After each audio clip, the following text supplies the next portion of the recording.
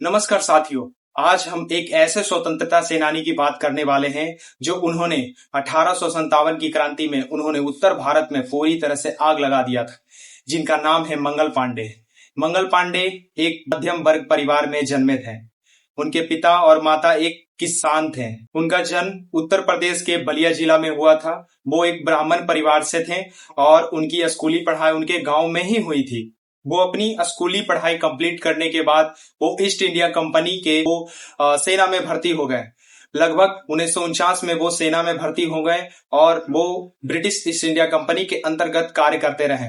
लगभग उन्होंने कई वर्षों तक कार्य किया ब्रिटिश ईस्ट इंडिया कंपनी के अंतर्गत, लेकिन उन्हें अपने देश के प्रति, अपने वतन के लोगों के प्रति दिल में जज्बा व जुनून था। भले ही वो अंग्रेजी हुकूमत के खिलाफ विद्रोह बीच बीच में कर देते थे या उनके लिए कार्य करते थे, मगर वो अपने देश से सच्चा प्यार करते थे, अपने लोगों से प्यार करते थे। बात था जब उस समय 1857 की, जब उस समय एक अफवाह फैली हुई थी लोगों के बीच कि एक नई राइफल आई थी जिसका नाम था एनफील्ड राइफल। वो राइफल गाय के चर्बी और सुअर के चर्बी से बना हुआ था, क्योंकि गाय का चर्बी हिंदुओं के लिए गाय पवित्र होती है और मुसलमानों के लिए सुअर अपवित्र होता है।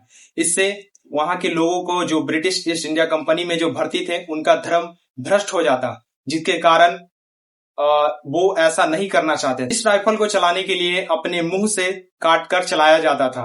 बात उस दिन की थी, 29 मार्च 1857, बैरकपुर छावनी, पश्चिम बंगाल। मंगल पांडे 34वीं रेजिमेंट के एक सिपाही थे। जब उनसे कहा गया कि तुम भाई गोली चलाओ, तो मंगल पांडे ने ऐसा करने से मना कर दिया। वो गुस्से में आकर अपने ऑफिसर लेफ्टिनेंट बॉब और सर्जेंट हेप्स को मार डाला, जिससे वहां पर बहुत बड़ी क्रांति फैल गई। और उसी समय से उन्होंने अपने साथियों को यह उत्सुक किया, अंदर से यह भावना जगाया कि आज चाहे आर चाहे पार, ईस्ट इंडिया कंपनी के खिलाफ आज विद्रोह छिड़ जाएगा।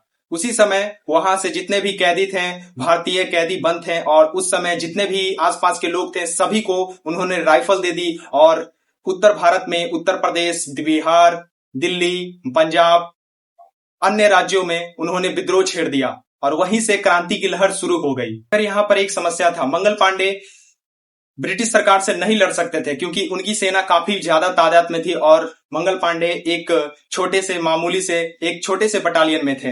अतः मंगल पांडे को अंततः पकड़ लिया जाता है और उन्हें 8 अप्रैल 1857 को उन्हें फांसी दी जाती है। क्योंकि इस फांसी के पीछे भी एक कारण था, उन्हें 18 अप्रैल 1857 को फांसी दी जानी थी, मगर अंग्रेजों ने डर से उन्हें 10 दिन पहले ही उन्हें फांसी दे दिया। ये क्रांति रुकी नहीं, फांसी दे दी गई। तो मंगल पांडे के इस विद्रोह के कारण उत्तर भारत में और भी काफी लोग जागे और उत्सुक हुए कि हमारा मंगल पांडे तो बलिदान पर चढ़ गया। दिल्ली में बैठे मुगल बादशाह बहादुर शाह जफर उन्हें सम्राट घोषित कर दिया और 10 मई 1857 को मेरठ से यह क्रांति शुरू हो गई। और यह क्रांति एक अपने आप में बहुत बड़ी क्रांति थी। ये सबसे पहले भारत में हुई स्वतंत्रता संग्राम का अपने आप में एक अहम रोल निभाया और मंगल पांडे प्रथम स्वतंत्रता सेनानी के रूप में जाने जाते हैं। भले ही आज मंगल पांडे नहीं है, लेकिन आज मंगल पांडे सबके दिलों में जीवित हैं, क्योंकि उन्होंने ब्रिटिश हुकूमत के खिलाफ उन्होंने पहली बार आग लगाया और लोगों के, भारतीयों के लोगों के अंदर उन्होंने आग जलाया। तो मंगल पांडे एक साहसी और बहादुर सैनिक थे जो ईस्ट इंडिया कंपनी के अंतर्गत कार्य करते हुए वो कभी भी उसके सर नीचे नहीं झुकाए और अपने देश प्रेम के लिए अपना बलिदान कर दिया। हमें नमन है उस वीर का, उस स्वतंत्रता संग्राम में शहीद होने वाले जितने भी लोग। हम ऐसे वीर स्वतंत्रता संग्राम सेनानी को नमन करते हैं। तब तक के लिए दोस्तों धन्यवाद। मिलते हैं कभी नेक्स्ट वीडियो में।